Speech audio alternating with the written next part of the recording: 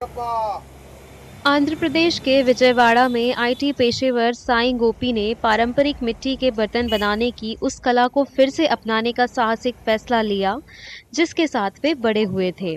IT नौकरी के दबाव और शारीरिक तनाव ने उन्हें नौकरी छोड़ने और पारिवारिक शिल्प को फिर से जिंदा करने के लिए प्रेरित किया। आज वो इस कला को सहेजने के लिए काम करते हुए मिट्टी के पारंपरिक बर्तन बना रहे हैं।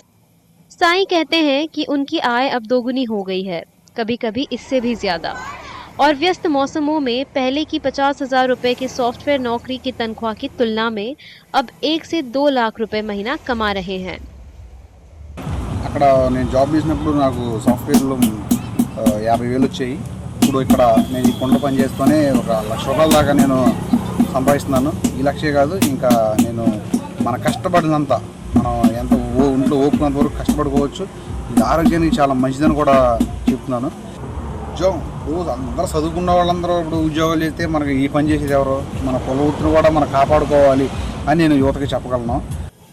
लेकिन साई का कहना है कि पैसों से ज्यादा उन्हें शांति, बेहतर स्वास्थ्य और जीने के लिए संतुलित दिनचर्या मिली है, जिससे वो अब ज्यादातर काम सुबह में करते हैं।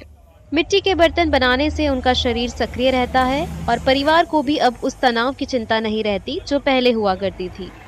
నలుగురు కూడా నా మీద డిపెండ్ అయి ఉన్నారంటే వాళ్ళకి సంతోషమే, వాళ్ళకి హ్యాపీగానే ఉంది. నా కాడి నుంచి పని చేసి నేర్చుకున్న వాళ్ళు ఇంకో నలుగురికి పని నేర్పాలని నేను అనుకుంటున్నాను. నాన్నగారు వాళ్ళు ఇంకా చాలా సంతోషపడ్డారు, ఈ పని చేసుకుంటున్నారు. ఇప్పుడు నేను జాబ్ వస్తే ఎక్కడ హైదరాబాద్లో వెళ్ళాము, ఇప్పుడు ఇక్కడికి వచ్చి మనం చూడలేరు.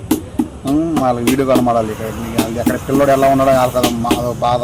చదువుకున్నప్పుడు చదువుకున్నారు, చదువుకుని జాబులు చేస్తేనే వాటి వెళ్ళిపోతేనే ఇక్కడ బాధపడుతున్నారు. అది చెప్పగలను. ఇక్కడ నేను పని చేస్తున్నందుకు వాళ్ళు సంతోషంగా వాళ్ళు పడుతున్నారు. साईं की कहानी बताती है कि सफलता हमेशा किसी कॉरपोरेट ऑफिस या ऊंची इमारत से नहीं मिलती। कभी-कभी ये हमारे भीतर मौजूद जुनून और दिल की सुनने के साहस में छुपी होती है।